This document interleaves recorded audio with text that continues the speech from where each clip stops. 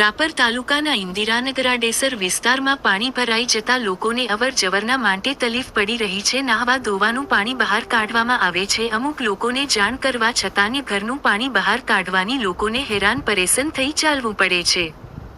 વરસાદી પાણી નિકાલ પણ બંધ કરી દેવામાં આવ્યું છે.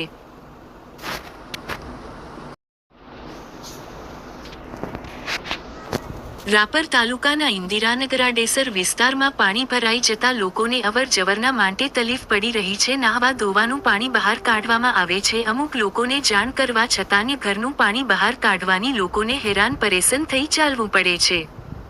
વરસાદી પાણી નિકાલ પણ બંધ કરી દેવામાં આવ્યું છે.